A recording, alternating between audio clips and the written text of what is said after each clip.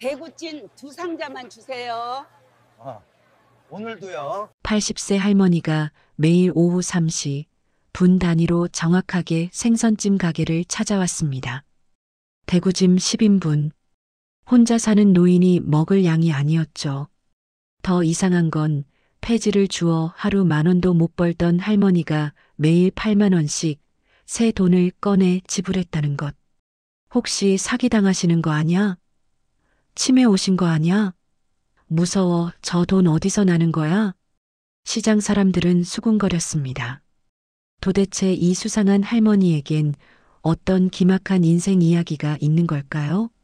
댓글로 여러분의 생각을 남겨주세요. 그리고 이 이야기의 충격적인 진실은 끝까지 보셔야만 알 수 있습니다. 지금 시작합니다. 이야기를 무료로 시청하시려면 지금 구독과 좋아요를 눌러주세요. 58살 생선찜 가게 사장 만수. 새벽 오시면 어김없이 일어나 25년 동안 해온 일을 시작하죠. 만순의 생선찜이라는 간판이 낡았지만 정겹게 걸려있는 그 가게는 시장 안쪽 골목 모퉁이에 자리 잡고 있었습니다. 시계를 보니 오후 2시 50분. 사장은 무의식적으로 골목 안쪽을 바라봤습니다. 10분 후면 그 할머니가 올 시간이었습니다. 3주 전부터 매일 오후 3시 정확하게 찾아오는 그 할머니. 사장은 일어나 주방으로 들어갔습니다. 대구찜 두 상자 미리 준비해 두었습니다. 정확히 오후 3시 골목 저편에서 할머니가 나타났습니다. 구멍난 고무신을 질질 끌며 천천히 걸어오는 모습. 사장은 그 모습을 지켜봤습니다. 할머니는 허리가 많이 굽어 있었습니다. 거의 90도 가까이. 그래서 걸을 때마다 땅만 보며 걸었죠. 해진 누비 저고리, 낡은 면바지, 손에는 여러 번 재사용한 듯한 낡은 비닐봉지. 할머니가 가게 앞에 섰습니다. 고개를 들어 사장을 바라봤습니다.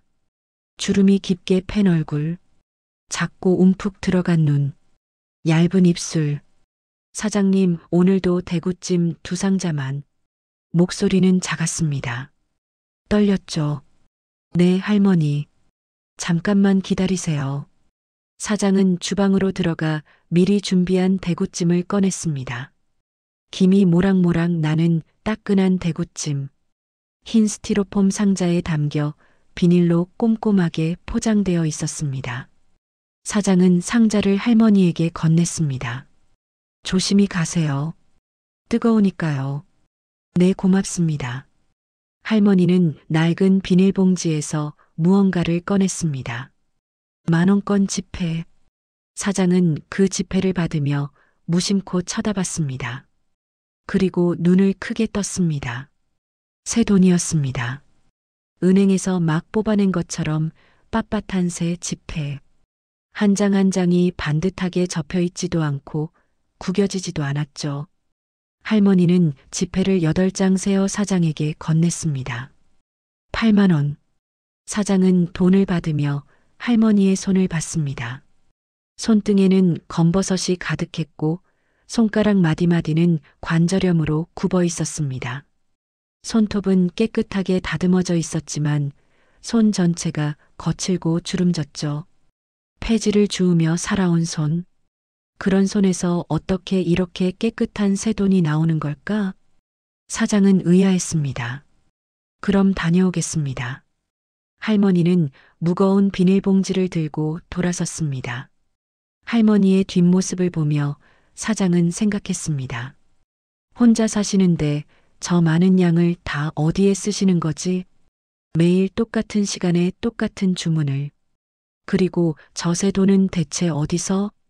할머니는 골목 안쪽으로 사라졌습니다. 구멍난 고무신이 바닥을 질질 끄는 소리만 한참 동안 들렸습니다.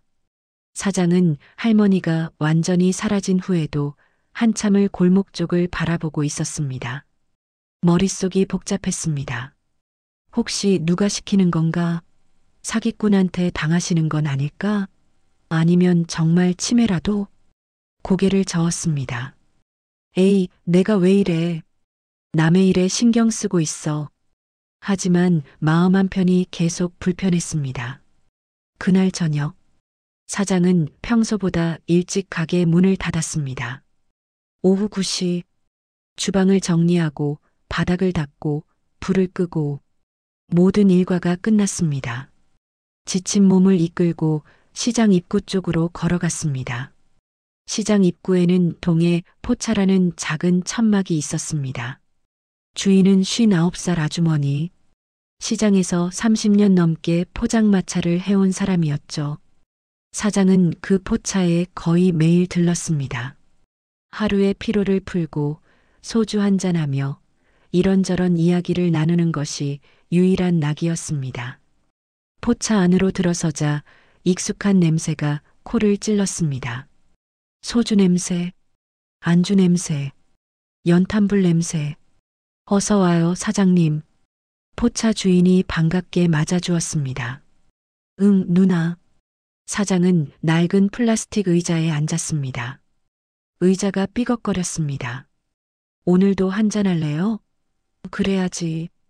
오늘 좀 피곤하네. 포차 주인은 소주병을 꺼내 사장의 잔에 따랐습니다. 차가운 소주가 목을 타고 넘어갔습니다. 푸아. 긴 한숨을 쉬었습니다. 왜요? 무슨 일 있어요? 아니, 그냥. 사장은 잠시 망설이다 입을 열었습니다. 누나, 박영자 할머니 있잖아. 응? 영자 할매? 폐지 주우시는 분? 응. 그분 말이야. 사장은 할머니 이야기를 꺼냈습니다. 매일 오후 3시에 오는 것, 대구찜 2상자씩 사가는 것, 새 돈으로 지불하는 것. 포차 주인은 이야기를 듣더니 눈을 크게 떴습니다. 뭐, 매일 2상자씩? 응. 그것도 3주째. 이상 안에 혼자 사시는데 그걸 왜 그렇게 많이 사? 그러게 말이야. 그것도 정확히 오후 3시에 오셔서 똑같은 주문만 하시고 가. 돈은? 그게 더 이상해. 전부 새 돈이야. 은행에서 막 뽑아낸 것처럼. 포차 주인은 고개를 갸웃거렸습니다. 새 돈? 폐지 주어서 번 돈이 새 돈일 리가 없는데 나도 그게 이상해서. 두 사람은 잠시 침묵했습니다. 소주잔만 오갔습니다. 혹시 복권이라도 당첨된 거 아냐? 그때 옆 테이블에 앉아있던 중년 남자가 끼어들었습니다. 건어물 가게를 하는 사람이었습니다. 저기요, 혹시 박영자 할머니 얘기하시는 거예요? 사장과 포차 주인이 고개를 돌렸습니다. 네, 그러는데요. 혹시 뭐 하세요? 그 할머니 요즘 좀 이상하더라고요. 이상하다니요? 며칠 전에 우리 가게 앞 지나가시는데 혼자 중얼중얼 하시면서 가시더라고요. 뭐라고 하시던데요? 잘은 못 들었는데 오늘도 가야지. 시간 됐네. 이런 말씀 하시던 것 같아요. 그리고 자꾸 손목시계를 보시더라고요. 사장은 가만히 듣고 있었습니다. 그리고 말이죠. 어제는 ATM기 앞에서 돈을 뽑으시는 걸 봤는데 갑자기 울먹이시더라고요. 우시더라고요? 네. ATM기 앞에서 혼자 서서 눈물 닦으시는 거 봤어요. 제가 깜짝 놀라서 괜찮으시냐고 물어보려 했는데 할머니가 급하게 가시더라고요. 포차 주인이 끼어들었습니다. 나도 이상한 거 봤어. 지난주에 할머니가 시장 구석에 앉아서 비닐봉지를 하나하나 세고 계시더라고. 하나, 둘, 셋. 그러면서 비닐봉지요? 응. 낡은 비닐봉지를 여러 개 모아놨더라고. 그걸 세면서 뭐라고 중얼거리시는데 좀 이상해 보였어. 그때 포차 안으로 또 다른 사람이 들어왔습니다. 야채 가게를 하는 아주머니였습니다. 어머, 다들 여기 계셨네요. 언니. 앉아요. 야채 가게 아주머니는 자리에 앉으며 물었습니다. 무슨 이야기 그렇게 심각하게 해요? 박영자 할머니 이야기. 아, 그 할머니요? 저도 오늘 이상한 거 봤어요. 뭘 보셨는데요? 오늘 오후에 할머니가 우리 가게 앞을 지나가시는데 손에 무거운 봉지를 들고 계시더라고요. 너무 힘들어 보여서 제가 할머니 도와드릴까요? 했더니 괜찮아요, 괜찮아요 하시면서 급하게 가시더라고요. 야채 가게 아주머니는 계속 말했습니다. 근데 할머니 표정이 좀 슬퍼 보였어요. 눈이 빨갛게 충혈되어 있고 막 우신 것 같더라고요. 사장은 소주잔을 내려놓았습니다. 할머니가 매일 제 가게에서 대구찜을 2상자씩 사가세요. 매일요? 2상자씩? 네. 그것도 정확히 오후 3시에. 어머, 그럼 그 무거운 봉지가 대구찜이었을 거예요. 포차 안이 잠시 조용해졌습니다. 네 사람은 서로를 바라봤습니다. 그렇다면 할머니는 매일 그 무거운 대구찜을 대체 어디로 가져가시는 걸까요? 그리고 왜 ATM기 앞에서 우셨을까요? 혹시 누가 시키는 거 아닐까요? 요즘 노인들 상대로 사기치는 거 많잖아요. 맞아. 전화로 손자 사칭하고 돈 보내라고 하고 보이스피싱도 있고 할머니 혼자 사시잖아요. 노린 거 아닐까? 사장은 조용히 듣고 있다가 입을 열었습니다. 그런데 말이죠. 할머니 표정을 보면 억지로 하시는 것 같지는 않아요. 어떤데요? 뭐랄까 슬퍼 보이긴 하는데 누가 시켜서 하는 것 같지는 않더라고요. 본인이 꼭 해야 한다는 듯이 건어물 가게 주인이 말했습니다. 그럼 치매신 거 아닐까요? 치매 오면 같은 행동을 반복한다고 하잖아요. 맞아. 우리 시어머니도 그러셨어. 같은 말을 계속하시고 같은 물건을 계속 사오시고. 포차 주인이 걱정스러운 표정으로 말했습니다.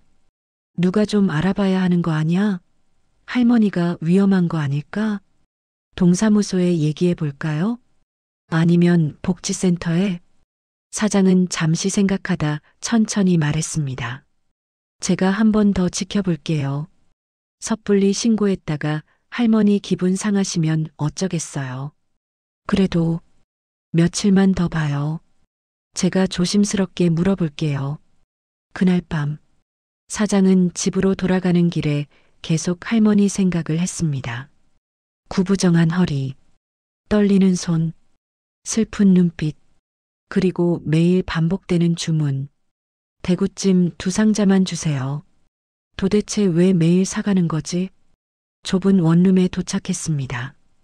불을 켰습니다. 텅 빈 방, 작은 냉장고, 낡은 침대. 사장은 침대에 누워 천장을 바라봤습니다. 창밖으로는 가로등 불빛만 쓸쓸하게 들어왔습니다. 잠이 오지 않았습니다. 할머니의 얼굴이 자꾸 떠올랐습니다. 내일은 꼭 물어봐야겠어. 다음 날, 사장은 평소보다 더 일찍 일어났습니다. 새벽 4시, 잠을 설쳤지만 몸은 습관처럼 움직였습니다. 씻고 옷을 입고 가게로 향했습니다. 새벽 시장은 어제와 똑같았습니다. 트럭들이 들어오고 상인들이 짐을 나르고 도매상들이 소리쳤습니다. 사장은 생선을 골랐습니다. 오늘도 대구, 특히 신선한 것으로 골랐습니다. 할머니가 가져갈 대구, 누군가는 모르지만 그 누군가를 위한 대구. 가게로 돌아와 준비를 시작했습니다. 오늘은 특별히 더 정성껏 만들기로 했습니다. 대구를 손질하면서 하나하나 신경 썼습니다. 가시를 깨끗이 발라내고 살을 부드럽게 다듬고 양념을 더 꼼꼼하게 했습니다. 시간이 흘러 오후가 되었습니다. 점심 손님들이 다 가고 가게가 조용해졌습니다. 오후 2시 50분. 사장은 시계를 보며 준비한 대구찜을 확인했습니다. 오늘은 특별히 상자를 더 깨끗하게 닦았습니다. 비닐도 새 것으로 준비했습니다. 오후 3시, 정확히 그 시간, 할머니가 나타났습니다. 어제와 똑같은 모습, 어제와 똑같은 시간, 어제와 똑같은 걸음걸이. 사장님, 오늘도 대구찜 2상자만. 목소리도 똑같았습니다. 작고 떨리고 조심스러운 네, 할머니. 오늘 특별히 신경 써서 만들었어요. 사장은 미소를 지으며 대답했습니다. 할머니는 잠깐 멈칫했습니다. 그리고 사장을 바라봤습니다. 고맙습니다, 사장님. 목소리가 더 떨렸습니다. 사장은 대구찜을 건네며 조심스럽게 물었습니다. 할머니, 죄송한데요. 혹시 이거 누구 드시는 거예요? 할머니는 잠시 말을 잃었습니다. 손이 더 떨렸습니다. 아, 그냥 가져갈 때가 있어서요. 매일 이렇게 많이 사가시는데 혹시 어디 행사라도 있으신가요? 아니요, 그냥. 할머니는 더 이상 말하지 않았습니다. 대신 비닐봉지에서 돈을 꺼냈습니다. 오늘도 새 돈. 10,000원권 8장. 사장은 돈을 받으며 할머니의 눈을 봤습니다. 눈가엔 깊은 주름이 있었고 그 속엔 말할 수 없는 슬픔 같은 것이 어려 있었습니다. 눈시울이 붉어 보였습니다. 마치 울고 오신 것처럼. 할머니, 혹시 편찮으세요? 얼굴이 안 좋아 보이시는데. 아니에요, 괜찮아요. 그럼 다녀올게요. 할머니는 급하게 비닐봉지를 들고 돌아섰습니다. 사장은 그 뒷모습을 보며 뭔가 이상함을 느꼈습니다. 할머니의 어깨가 미세하게 떨리고 있었습니다. 마치 울음을 참는 것처럼. 할머니가 골목 안쪽으로 사라졌습니다. 사장은 한참을 그 자리에 서 있었습니다. 가슴 한편이 답답했습니다. 뭔가 있어. 할머니한테 무슨 일이 있는 거야. 그날 오후 사장은 일을 하면서도 계속 할머니 생각을 했습니다. 손님을 응대하면서도 요리를 하면서도 계산을 하면서도 할머니의 슬픈 눈빛이 자꾸 떠올랐습니다. 저녁이 되었습니다. 사장은 가게 문을 닫고 다시 포차로 향했습니다. 오늘은 혼자 조용히 생각을 정리하고 싶었습니다. 포차에 들어서자 주인이 반겼습니다. 어서 와요. 응. 사장은 구석 자리에 앉았습니다. 소주를 시켰습니다. 차가운 소주를 천천히 마셨습니다. 한 잔. 마음이 복잡했습니다. 내가 왜 이렇게 신경이 쓰이지? 남의 일인데 그냥 손님인데. 하지만 알 수 없었습니다. 할머니의 슬픈 모습이 자꾸 마음에 걸렸습니다. 그때 포차 주인이 다가왔습니다. 무슨 고민 있어요? 아니, 그냥. 그 할머니 일? 응. 사장은 고개를 끄덕였습니다. 오늘도 오셨어요? 응. 똑같은 시간에. 똑같은 주문. 뭐라고 하시던데요? 그냥 가져갈 때가 있다고만 하시고 더 이상 말씀 안 하시더라. 포차 주인은 잠시 생각하다 조용히 말했습니다. 있잖아요. 사람은 다 이유가 있는 것 같아요. 이유? 응. 겉으로 봐서는 이상해 보여도 그 사람한테는 다 이유가 있는 거죠. 특히 나이 드신 분들은. 제 시어머니도 그러셨거든요. 돌아가시기 전에 자꾸 이상한 행동을 하시더라고요. 나중에 알고 보니 다 의미가 있더라고요. 사장은 소주잔을 들었습니다. 할머니한테도 이유가 있겠지? 그럼요. 분명히 있을 거예요. 아마 우리가 모르는 큰 이유가 있으실 거예요. 사장은 고개를 끄덕였습니다. 그날 밤, 집으로 돌아가는 길에 사장은 결심했습니다. 내일은 꼭 따라가 봐야겠어. 할머니가 어디로 가시는지, 무엇을 하시는지 직접 확인해야겠어. 며칠이 지났습니다. 사장은 매일 할머니를 기다렸습니다. 오후 3시가 되면 가슴이 두근거렸습니다. 할머니가 올 시간. 그리고 할머니는 한 번도 빠짐없이 왔습니다. 어느 날은 비가 왔습니다. 가을비. 차갑고 굵은 빗줄기가 시장을 적셨습니다. 사장은 생각했습니다. 오늘은 안 오시겠지. 이렇게 비가 오는데. 하지만 오후 3시 빗속에서 할머니가 나타났습니다. 낡은 우산을 쓰고 구멍난 고무신이 물에 젖어 천천히 걸어왔습니다. 사장은 놀랐습니다. 이런 날씨에도 할머니는 가게 앞에 섰습니다.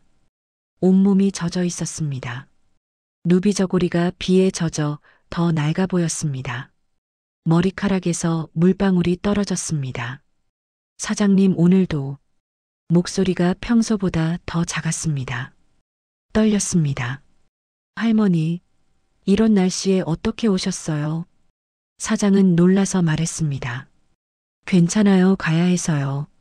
할머니, 잠깐 안에 들어오세요. 물 좀 닦으시고. 사장은 할머니를 가게 안으로 모셨습니다. 수건을 가져와 할머니께 건넸습니다. 이걸로 좀 닦으세요. 고맙습니다. 할머니는 수건으로 얼굴의 물기를 닦았습니다. 하지만 손이 너무 떨려서 수건을 제대로 잡지 못했습니다. 사장은 안타까운 마음에 할머니를 의자에 앉혔습니다. 할머니, 오늘은 그냥 쉬시는 게 어때요? 내일 날씨 좋을 때 오시면 안 돼요? 안 돼요. 오늘도 가야 해요. 할머니의 목소리는 떨렸지만 단호했습니다. 가셔야 할 곳이 그렇게 중요한가요? 네, 꼭 가야 해요. 할머니는 천천히 일어났습니다. 사장님 대구찜. 네, 알겠습니다. 잠깐만 기다리세요. 사장은 주방으로 들어가 대구찜을 준비했습니다. 오늘은 특별히 비닐을 2겹으로 씌웠습니다. 비를 맞으면 안 되니까. 대구찜을 건네며 사장은 말했습니다. 할머니, 조심히 가세요. 비 오니까 천천히 가시고요. 네, 고맙습니다. 할머니는 돈을 꺼냈습니다. 오늘도 새 돈. 하지만 지폐가 조금 젖어 있었습니다. 할머니는 무거운 비닐봉지를 들고 다시 빗속으로 나갔습니다. 낡은 우산을 쓰고 구부정한 몸으로 천천히 걸어갔습니다. 사장은 가게 앞에 서서 할머니의 뒷모습을 지켜봤습니다. 빗속에서 할머니는 더 작아 보였습니다. 우산이 너무 낡아서 비를 제대로 막지도 못했습니다. 무거운 봉지를 들고 힘겹게 걸어가는 모습. 사장은 가슴이 먹먹했습니다. 이런 날씨에도 꼭 가셔야 하는 곳이 대체 어디일까? 그날 사장은 결심했습니다. 내일은 꼭 따라가 봐야겠어. 더 이상 그냥 볼 수가 없어. 집으로 돌아오는 길, 비는 여전히 내렸습니다. 사장은 우산을 쓰고 걸으며 할머니를 생각했습니다. 할머니는 지금쯤 어디 계실까? 비를 피할 곳은 있으실까? 그날 밤, 사장은 잠을 설쳤습니다. 창밖으로 빗소리가 들렸습니다. 천장을 바라보며 할머니 얼굴이 떠올랐습니다. 구부정한 허리, 떨리는 손, 슬픈 눈빛, 그리고 비에 젖은 모습. 내일은 꼭. 다음 날, 비는 그쳤습니다. 하지만 하늘은 여전히 흐렸고 공기는 차가웠습니다. 사장은 평소보다 더 긴장했습니다. 오늘은 할머니를 따라가기로 한 날. 오전 시간이 천천히 흘렀습니다. 손님을 응대하면서도 시계를 자꾸 봤습니다. 점심시간도 지나갔습니다. 오후 2시, 사장은 가게 앞에 잠시 자리 비움이라는 팻말을 준비했습니다. 오후 2시 50분, 사장은 대구찜을 미리 준비해두고 가게 밖으로 나왔습니다. 골목 안쪽이 보이는 곳에 몸을 숨겼습니다. 심장이 빨리 뛰었습니다. 곧 오실 거야. 오후 3시, 골목 저편에서 할머니가 나타났습니다. 어제와 똑같은 모습, 어제와 똑같은 걸음걸이. 할머니는 가게 앞에 섰습니다. 사장은 재빨리 가게로 들어가 할머니를 맞았습니다. 할머니, 오셨어요. 네, 사장님 오늘도. 네, 준비해뒀습니다. 사장은 대구찜을 건넸습니다. 할머니는 돈을 내고 비닐봉지를 들고 돌아섰습니다. 조심히 가세요, 할머니. 네, 고맙습니다. 할머니가 골목 안쪽으로 걸어갔습니다. 사장은 재빨리 앞치마를 벗고 잠시 자리 비운 팻말을 걸었습니다. 그리고 할머니를 뒤따라갔습니다. 멀찍이 떨어져서 들키지 않게.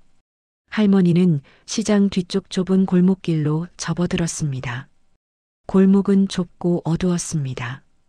양쪽으로 낡은 주택들이 늘어서 있었고 빨래들이 줄에 걸려 있었습니다. 사장은 조심스럽게 따라갔습니다. 할머니는 천천히, 아주 천천히 걸었습니다. 무거운 비닐봉지를 들고 한 걸음 한 걸음 조심스럽게. 때때로 할머니는 멈춰 섰습니다. 숨을 고르기 위해서 비닐봉지를 한 손에서 다른 손으로 바꿔들며 그리고 다시 걸었습니다.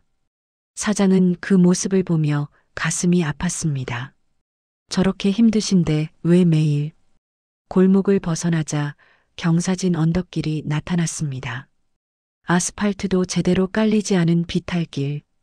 할머니는 그 길을 올라가기 시작했습니다. 사장은 멈춰 섰습니다.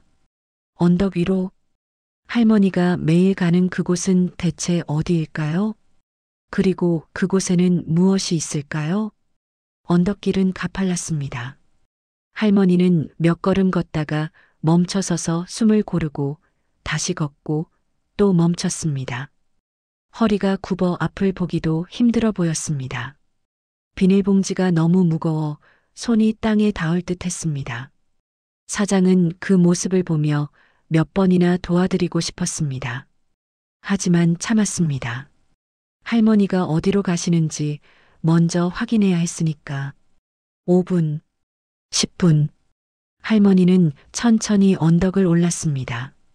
중간중간 쉬면서 때로는 나무를 붙잡고 서서 때로는 바위에 앉아서 그렇게 한 걸음씩 15분쯤 올랐을까.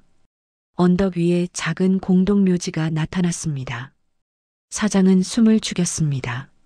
묘지, 소나무 몇 그루가 서 있고 낮은 묘비들이 몇 개 보였습니다. 할머니는 그중 한 곳으로 천천히 걸어갔습니다. 사장은 소나무 뒤에 숨어 할머니를 지켜봤습니다. 할머니는 묘비 앞에 섰습니다. 그리고 천천히 무릎을 꿇었습니다. 관절염으로 굽은 무릎이 땅에 닿았습니다. 아파 보였습니다. 하지만 할머니는 소리 내지 않았습니다. 할머니는 비닐봉지에서 대구찜 상자를 꺼냈습니다. 손이 떨렸습니다. 상자 뚜껑을 열기가 힘들어 보였습니다. 한참을 애쓰다 겨우 뚜껑을 열었습니다. 김이 모락모락 나는 따끈한 대구찜. 할머니는 그것을 묘비 앞에 조심스럽게 놓았습니다. 그리고 묘비를 쓰다듬었습니다. 떨리는 손으로 천천히. 바람이 불었습니다. 할머니의 흰 머리카락이 날렸습니다. 할머니는 입을 열었습니다. 우리 아들 엄마 또 왔다. 목소리가 떨렸습니다. 사장은 그 자리에서 얼어붙었습니다. 아들. 할머니는 계속 말했습니다. 오늘도 엄마가 왔어. 춥지? 오늘 바람 많이 불어서 엄마가 따뜻한 거 해왔어. 할머니의 목소리는 울먹였습니다. 내가 좋아하던 대구찜 엄마가 사왔어. 엄마 손이 이제 안 좋아져서 직접 못 해주고 미안하다 우리 아들. 할머니는 묘비에 이마를 댔습니다. 내가 여기 혼자 있을 생각하면 엄마는 아무것도 못 먹겠더라. 너라도 잘 먹어야지. 그래야 엄마가 마음이 놓이지. 할머니는 한참을 묘비 앞에 엎드려 있었습니다. 어깨가 떨렸습니다. 울고 있는 것 같았습니다. 사장은 소나무 뒤에서 눈물을 닦았습니다. 가슴이 먹먹했습니다. 목이 메었습니다. 숨쉬기가 힘들었습니다. 할머니는 한참 후에 천천히 일어났습니다. 무릎이 아파 보였습니다. 일어서는 데만 한참이 걸렸습니다. 할머니는 묘비를 한 번 더 쓰다듬었습니다. 엄마 내일 또 올게 잘 먹어라 우리 아들. 할머니는 빈 비닐봉지를 들고 돌아섰습니다. 천천히 언덕을 내려가기 시작했습니다. 올라올 때보다 더 느렸습니다. 더 힘들어 보였습니다. 사장은 할머니가 완전히 사라질 때까지 그 자리에 서 있었습니다. 그리고 천천히 묘비 쪽으로 걸어갔습니다. 묘비엔 이렇게 새겨져 있었습니다. 윤성우 1962년 10월 3일부터 2005년 3월 15일 향년 42세. 사랑하는 아들이여 영면하소서. 사장은 묘비 앞에 놓인 대구찜을 바라봤습니다. 아직 김이 나고 있었습니다. 2005년, 20년 전, 할머니는 20년 동안 이렇게 아들을 기억하고 있었던 것입니다. 매일, 하루도 빠짐없이 사장은 무릎을 꿇었습니다. 묘비 앞에 성우님 처음 뵙겠습니다. 목소리가 떨렸습니다. 저는 할머니가 매일 대구찜을 사가시는 그 가게 주인입니다. 바람이 불었습니다. 소나무 잎이 바스락거렸습니다. 할머니가 매일 이렇게 오셨던 거군요, 성우님께. 사장은 대구찜을 바라봤습니다. 20년 동안 눈물이 흘렀습니다. 사장은 한참을 그 자리에 앉아 있었습니다.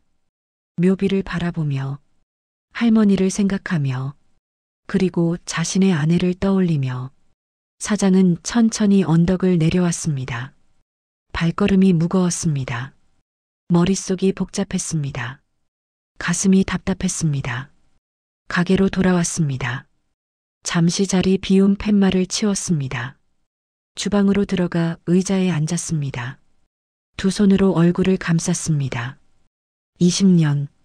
할머니는 20년 동안 매일 아들을 기억했습니다. 비가 와도, 눈이 와도, 아파도, 매일. 사장은 자신을 돌아봤습니다. 10년 전, 사장에게도 떠나보낸 사람이 있었습니다. 아내. 폐암으로 세상을 떠난 아내.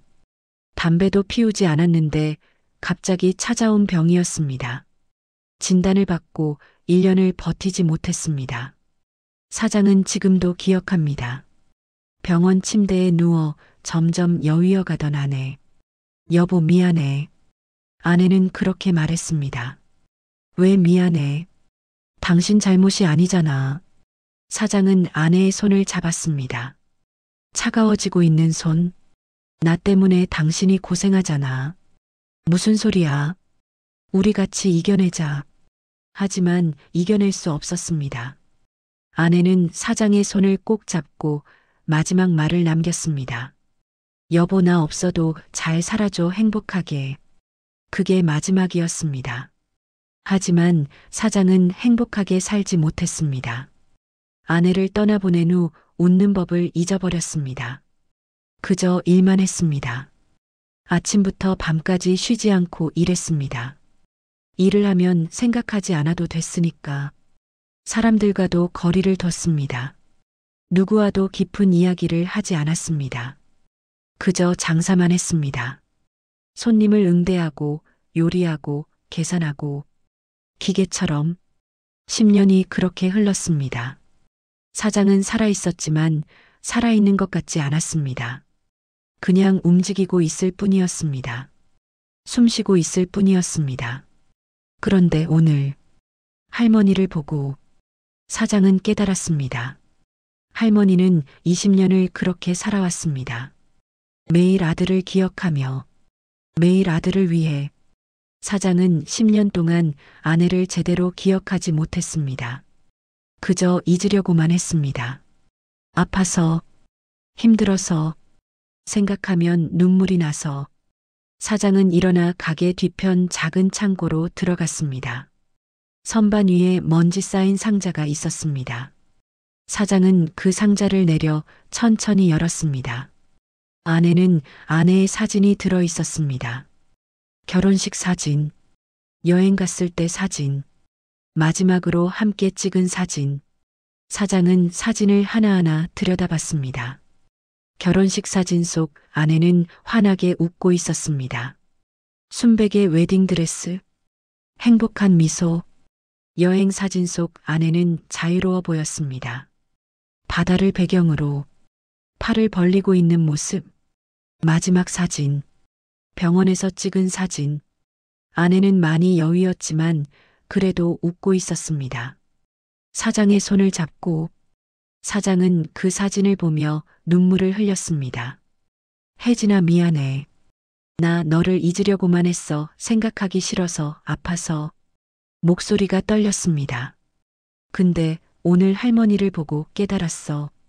잊으려고 하는 게 아니라 기억해야 하는 거였어. 사장은 사진을 가슴에 안았습니다.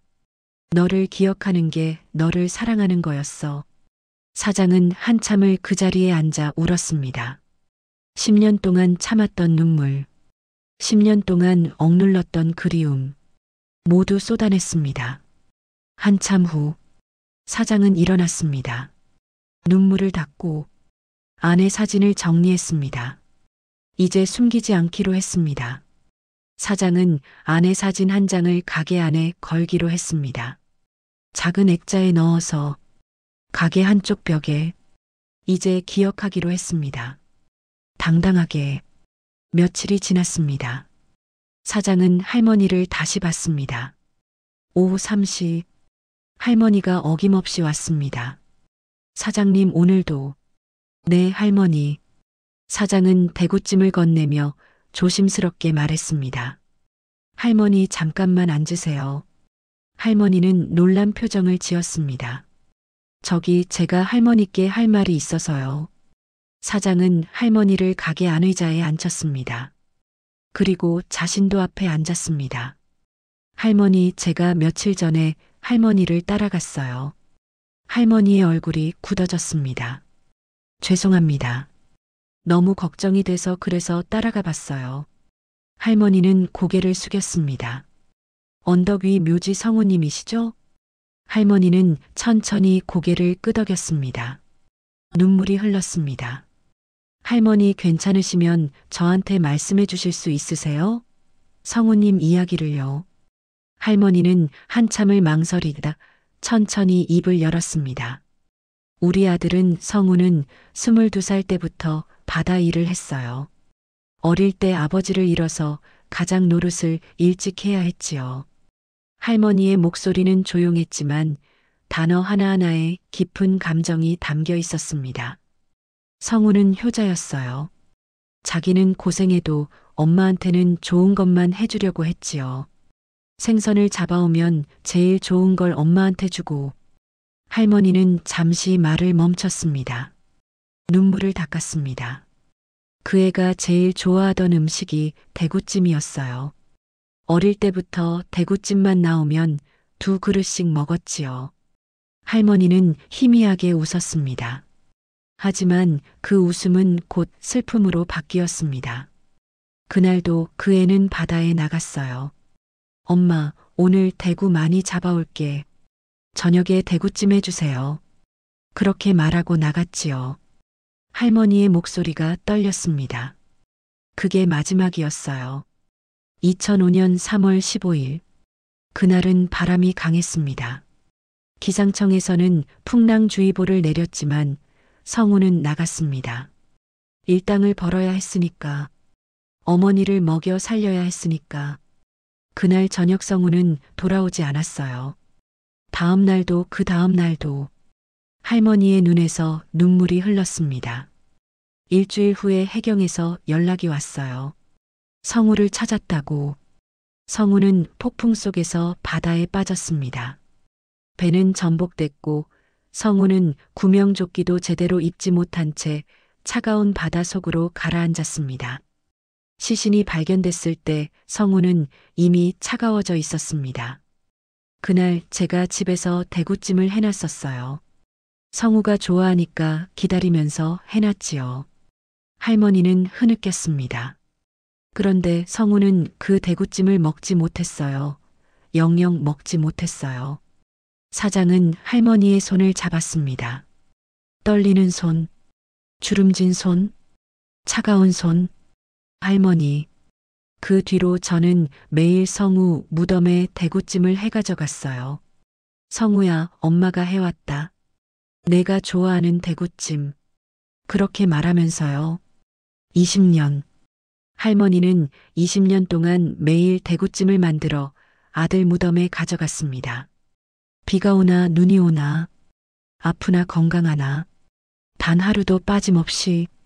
그런데 올해 봄에 제 손목이 관절염이 심해져서 칼을 쥘 수가 없게 됐어요. 할머니는 자신의 손을 보였습니다. 손가락은 심하게 굽어 있었고 손목은 부어 있었습니다. 처음엔 어떡하나 했어요. 성우한테 밥을 못 해주면 어떡하나, 그 애가 굶으면 어떡하나. 할머니는 눈물을 닦았습니다. 그래서 사가기로 했어요. 제가 직접 못 해주지만 사서라도 갖다 줘야 성우가 굶지 않으니까요. 사장은 더 이상 참을 수 없었습니다. 눈물이 흘렀습니다. 할머니, 저도 10년 전에 아내를 잃었어요. 할머니는 사장을 바라봤습니다. 그 뒤로 저는 아내를 잊으려고만 했어요. 생각하면 너무 아프니까 그냥 일만 했어요. 사장은 할머니의 손을 꼭 잡았습니다. 근데 할머니를 보고 깨달았어요. 잊는 게 아니라 기억하는 거였구나. 할머니는 사장의 손을 가만히 쓰다듬었습니다. 사장님, 잊으려 하지 마세요. 우리 같은 사람은 기억하면서 살아야 해요. 그게 우리가 사랑한 사람을 계속 살게 하는 거니까요. 두 사람은 한참 동안 말없이 앉아 있었습니다. 가게 밖에서는 시장의 소음이 들렸지만 가게 안은 고요했습니다. 그 고요함 속에 두 사람의 그리움이 조용히 흐르고 있었습니다. 그날 이후 사장은 할머니를 다른 마음으로 대했습니다. 오후 3시 할머니가 오면 이렇게 말했습니다. 할머니, 오늘 대구가 아주 좋은 게 들어왔어요. 성우님 드시기에 딱 좋을 것 같아요. 할머니는 고맙다는 듯 웃었습니다. 그래요? 우리 성우가 좋아하겠네요. 사장은 이제 대구찜을 만들 때 더 신경을 썼습니다. 대구는 가장 신선한 것으로 골랐고 양념은 더 정성껏 했습니다. 성우님이 드실 거니까. 그렇게 생각하니 마음이 달라졌습니다. 어느 날 사장은 할머니에게 말했습니다. 할머니, 제가 하나 제안이 있는데요. 네. 앞으로 반값만 받겠습니다. 예. 그러면 안 되지요. 아니에요. 제가 하고 싶어서 그러는 거예요. 할머니께서 매일 이렇게 성우님을 위해 오시는데 제가 조금이라도 도와드리고 싶어요. 할머니는 손사래를 쳤습니다. 아니에요, 사장님. 제대로 값을 드려야지요. 할머니, 저도 성우님을 위해 뭔가 하고 싶어요. 제 마음 받아주세요. 할머니는 한참을 사장을 바라보다 천천히 고개를 끄덕였습니다. 고맙습니다. 사장님, 정말 고맙습니다. 할머니의 목소리는 떨렸습니다.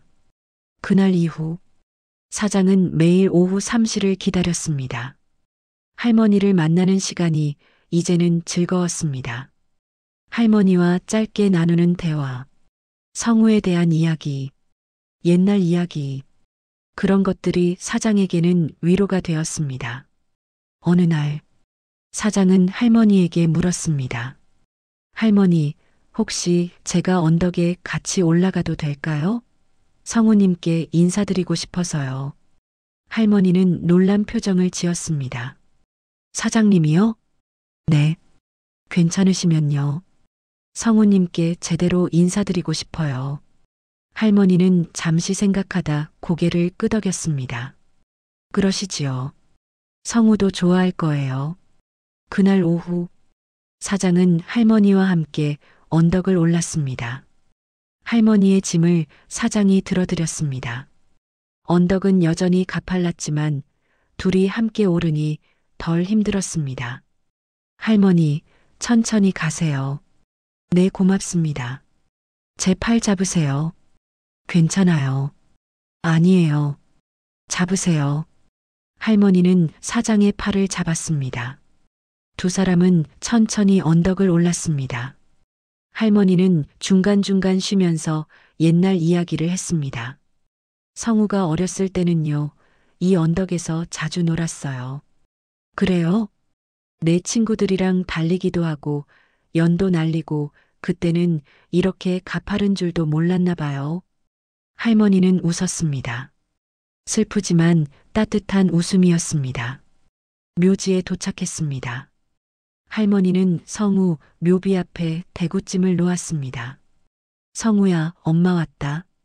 오늘은 사장님도 같이 오셨어. 인사드려라. 사장은 묘비 앞에 무릎을 꿇었습니다. 성우님 처음 뵙겠습니다. 저는 생선찜 가게를 하고 있습니다. 할머니께서 매일 이렇게 성우님을 찾아오시는 걸 보고 정말 감동받았습니다. 사장의 목소리가 떨렸습니다. 앞으로 제가 할머니를 잘 모시겠습니다. 성우님 걱정하지 마세요. 할머니가 힘들어 하시지 않게 제가 도와드릴게요. 바람이 불었습니다. 소나무 잎이 바스락거렸습니다. 할머니는 사장의 어깨에 손을 얹었습니다. 고맙습니다. 사장님 정말 고맙습니다. 두 사람은 한참 동안 묘비 앞에 앉아 있었습니다. 말은 없었지만 마음은 통했습니다. 돌아오는 길, 사장은 할머니를 부축하며 천천히 언덕을 내려왔습니다. 할머니, 조심하세요. 네. 다리 괜찮으세요? 괜찮아요. 사장님이 도와주시니까. 할머니는 중간에 멈춰서서 뒤를 돌아봤습니다. 언덕 위 묘지를 바라봤습니다. 성우야, 엄마 내일 또 올게. 작은 목소리로 중얼거렸습니다. 사장은 그 모습을 보며 가슴이 뭉클했습니다. 며칠 후, 사장은 할머니에게 궁금한 것이 있었습니다. 새돈, 매일 할머니가 꺼내는 빳빳한 새 지폐. 어디서 나는 건지 여전히 궁금했습니다. 오후 3시, 할머니가 왔습니다. 대구찜을 건네고 돈을 받으면서 사장은 조심스럽게 물었습니다. 할머니 하나만 여쭤봐도 될까요? 네, 사장님. 할머니께서 주시는 이 돈이요. 항상 새 돈이시잖아요. 혹시 어디서 나시는 건지 여쭤봐도 될까요? 할머니는 잠시 멈칫했습니다. 그리고 조금 부끄러운 듯 말했습니다. 노인정에서요. 한 달에 한 번 지원금이 나와요. 그거 아껴서 아들 밥 사주는 데만 쓰는 거지요. 사장은 고개를 끄덕였습니다. 복지지원금. 그것을 할머니는 한 푼도 쓰지 않고 모두 아들을 위해 쓰고 있었던 것입니다. 그렇다면 할머니의 삶은 어떠했을까요? 할머니는 스스로는 어떻게 사셨을까요? 할머니는 드시는 건요? 저는 폐지 주워서 번 돈으로 조금씩 먹고 지원금은 전부 성우한테 갖다 줘요. 할머니는 자연스럽게 말했습니다. 마치 당연한 것처럼. 사장은 가슴이 먹먹했습니다. 할머니는 자기 입에 들어가는 밥보다 아들의 밥을 먼저 챙기는 사람이었습니다. 자기는 폐지를 주우며 근근히 살아도 아들에게는 따뜻한 밥을 갖다 주는 사람이었습니다. 할머니 그러시면 안 돼요. 할머니도 드셔야죠. 괜찮아요. 저는 늙은이라 조금만 먹어도 돼요. 성우는 젊었을 때 돌아갔으니까 잘 먹어야죠. 할머니의 논리였습니다. 사장은 그날 결심했습니다. 할머니한테도 뭔가 해드려야겠어. 집으로 돌아가는 길, 사장은 계속 생각했습니다. 할머니를 위해 무엇을 할 수 있을까? 며칠 후, 사장은 할머니께 도시락 하나를 준비했습니다. 대구찜은 아니었습니다. 할머니가 드실 수 있는 부드러운 반찬들로 채웠습니다. 오후 3시, 할머니가 왔습니다. 사장은 대구찜과 함께 도시락을 건넸습니다. 할머니, 이건 할머니 드시는 거예요. 예. 이게 뭐예요? 제가 만든 반찬이에요. 할머니도 드셔야죠. 성우님도 할머니가 잘 드시길 바라실 거예요. 할머니는 거절하려 했습니다. 아니에요, 사장님. 저는 괜찮아요. 할머니, 제 마음이에요. 받아주세요. 성우님도 할머니가 건강하셔야 마음 놓으실 거 아니에요? 할머니는 한참을 도시락을 바라보다 천천히 받았습니다. 고맙습니다, 사장님. 눈물이 글썽했습니다. 그날 이후 사장은 할머니께 가끔 도시락을 준비해 드렸습니다. 할머니는 처음엔 거절했지만 점점 받아주셨습니다. 그리고 어느 날 할머니는 말했습니다. 사장님 덕분에 요즘 기운이 나요. 고맙습니다. 사장은 그 말을 들으며 뿌듯했습니다. 할머니를 위해 조금이라도 도울 수 있다는 것이 감사했습니다. 시간이 흘렀습니다. 가을이 깊어졌습니다. 나뭇잎이 노랗게 빨갛게 물들었습니다. 속초 수산시장은 여전히 활기찼고 사장의 가게도 여전히 붐볐습니다. 하지만 변화가 있었습니다. 사장은 이제 매일 오후 3시를 기다렸습니다. 할머니를 만나는 시간을. 그리고 일주일에 한 번은 할머니와 함께 언덕을 올랐습니다. 어느 날 사장은 할머니와 함께 언덕을 올랐습니다. 오늘은 날씨가 특별히 좋았습니다. 파란 하늘, 선선한 바람, 노란 은행잎. 할머니, 천천히 가세요. 네, 오늘은 날씨가 좋네요. 정말 그래요. 성우님도 기뻐하시겠어요. 그러겠지요. 두 사람은 천천히 언덕을 올랐습니다. 중간에 쉬면서 할머니는 옛날 이야기를 했습니다. 성우가 어렸을 때는요, 제가 손을 잡고 이 길을 자주 걸었어요. 그래요? 네, 성우, 아버지 무덤이 여기 있거든요. 성우를 데리고 아버지한테 인사하러 자주 왔지요. 할머니는 먼 곳을 바라봤습니다. 그때는 제가 성우 손을 잡고 걸었는데 이제는 성우가 저를 기다리고 있네요. 사장은 할머니의 손을 꼭 잡았습니다. 할머니는 훌륭한 어머니세요. 아니에요. 저는 성우한테 해준 게 없어요. 아니에요. 할머니는 성우님을 20년 동안 기억하셨잖아요. 그게 가장 큰 사랑이에요. 할머니는 눈물을 닦았습니다. 두 사람은 다시 걸었습니다. 묘지에 도착했습니다. 할머니는 성우 묘비 앞에 대구찜을 놓았습니다. 사장도 함께 무릎을 꿇었습니다. 성우야, 엄마 왔다. 오늘은 사장님도 함께 왔어. 날씨가 참 좋지? 엄마가 내가 좋아하는 대구찜 가져왔어. 할머니의 목소리는 오늘따라 밝았습니다.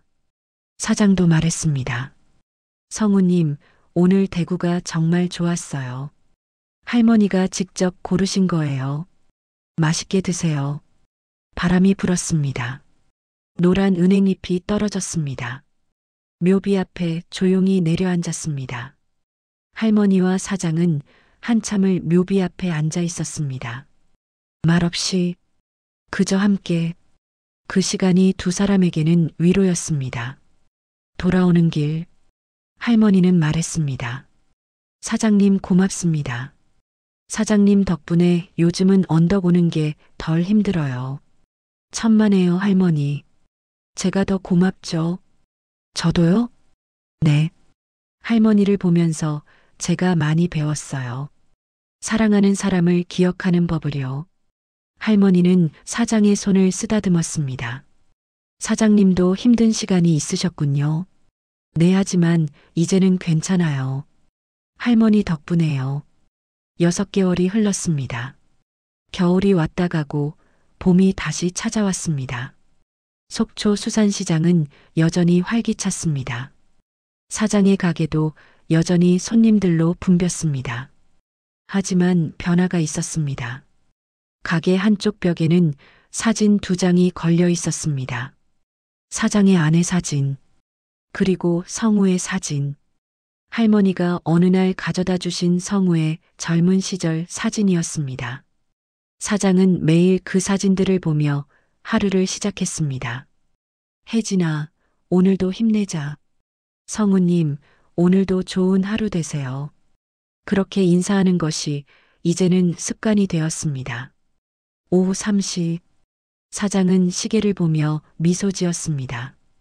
곧 할머니가 올 시간. 사장은 미리 준비해둔 대구찜을 확인했습니다. 오늘도 정성껏 만들었습니다. 정확히 오후 3시 할머니가 나타났습니다. 하지만 오늘은 혼자가 아니었습니다. 옆에 젊은 여자가 함께 있었습니다. 사장님, 오늘은 우리 며느리가 같이 왔어요. 안녕하세요. 저는 성우 아내였던 사람입니다. 어머니한테 사장님 이야기 많이 들었어요. 정말 감사드립니다. 사장은 반갑게 인사했습니다. 아, 안녕하세요. 반갑습니다. 사장은 처음 알았습니다. 성우에게는 아내가 있었고 그 아내는 성우가 죽은 후 재혼을 했다는 것을. 하지만 할머니는 며느리를 여전히 가족으로 대했고 며느리도 가끔씩 할머니를 찾아왔습니다. 어머니가 혼자 이 무거운 걸 매일 들고 가신다는 걸 알고 정말 가슴이 아팠어요. 제가 더 자주 와서 도와드려야 하는데. 괜찮아. 사장님이 잘 도와주시니까. 할머니는 며느리의 손을 잡았습니다.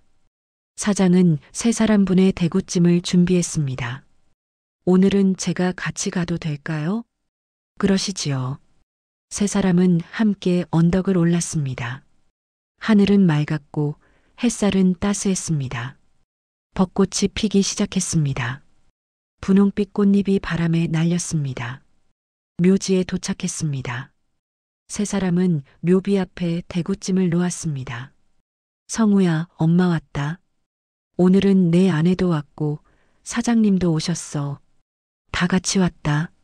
며느리가 말했습니다. 성우야, 미안해. 자주 못 와서. 하지만 늘 생각하고 있어. 우리 함께했던 시간들 절대 잊지 않을게. 사장도 말했습니다. 성우님, 저도 왔습니다. 오늘 봄이 왔어요. 벚꽃이 피었습니다. 성우님도 보셨죠? 바람이 불었습니다. 벚꽃 꽃잎이 떨어졌습니다. 그 꽃잎은 묘비 앞에 놓인 대구찜 위로 조용히 내려앉았습니다. 분홍빛 꽃잎과 하얀 김이 함께 어우러졌습니다. 세 사람은 한참 동안 묘비 앞에 앉아 있었습니다. 그리고 천천히 일어났습니다. 내려가는 길. 할머니는 사장에게 말했습니다. 사장님, 사실은요. 네. 제가 요즘 건강이 좀 안 좋아요. 병원에서는 오래 못 간다고 하더라고요. 사장은 놀라 할머니를 바라봤습니다. 할머니, 그게 괜찮아요. 저는 이제 나이도 많고 성우 만나러 가는 거니까 오히려 좋아요. 할머니는 웃었습니다. 평화로운 웃음이었습니다. 그런데 부탁이 하나 있어요. 말씀하세요, 할머니. 제가 못 오게 되면 사장님이 대신 성우한테 가끔 대구찜 좀 갖다 주실 수 있어요? 사장은 할머니의 손을 꼭 잡았습니다. 할머니, 걱정 마세요. 제가 꼭 그렇게 하겠습니다. 성우님이 굶지 않게 할게요. 고맙습니다. 정말 고맙습니다. 세 사람은 천천히 언덕을 내려갔습니다. 저 멀리 바다가 보였습니다. 햇살이 바다 위에 반짝였습니다. 파도 소리가 들렸습니다. 봄바람이 불었습니다. 그날 저녁, 사장은 가게 문을 닫고 집으로 돌아갔습니다.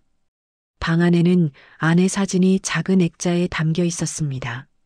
사장은 사진 앞에 앉았습니다. 혜진아, 오늘 할머니가 그러시더라. 기억하면서 살아야 한다고.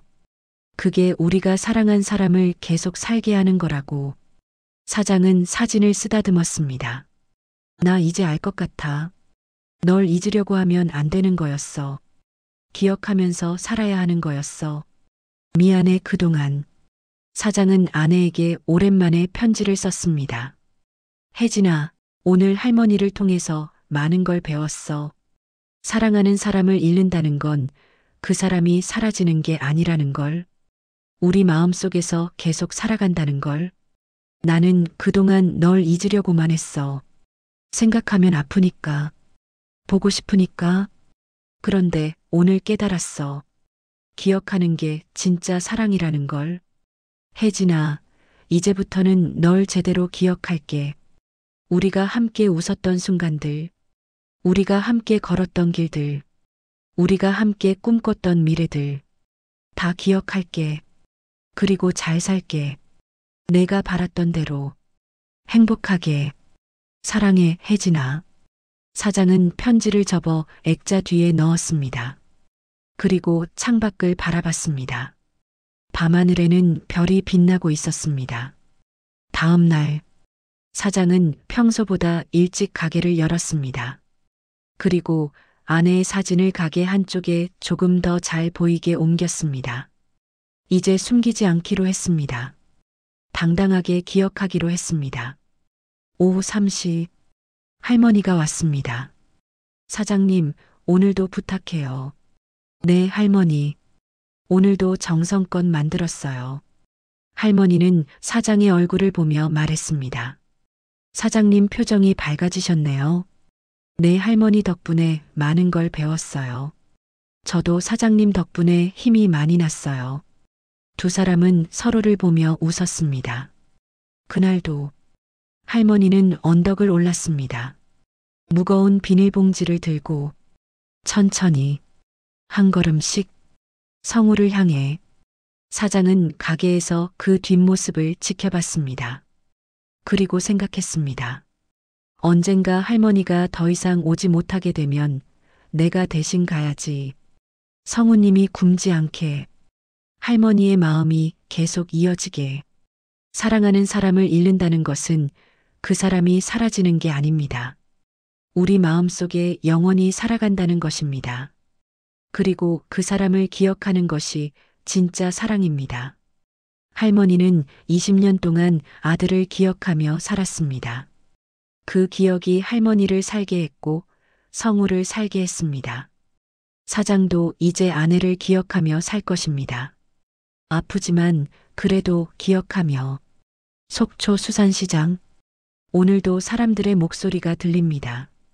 생선 굽는 냄새, 파도 소리, 갈매기 울음소리, 그리고 그 속에서 한 할머니가 언덕을 오르고 있습니다. 사랑하는 아들에게 밥을 가져다 주기 위해. 오늘도, 내일도, 영원히 누구나 품고 사는 그리움이 있습니다. 그 그리움이 누군가에게는 매일 같은 시간, 같은 길로 향하게 만듭니다. 세상은 때때로 이해할 수 없는 행동을 하는 사람들을 이상하게 바라봅니다. 하지만 모두에게는 그만한 이유가 있습니다. 그리고 그 이유는 대부분 사랑입니다. 사랑하는 사람을 잃었을 때 우리는 두 가지 길 중 하나를 선택합니다. 잊으려 하거나 기억하거나.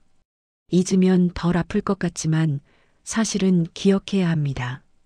기억하는 것이 그 사람을 계속 살게 하는 것이니까요.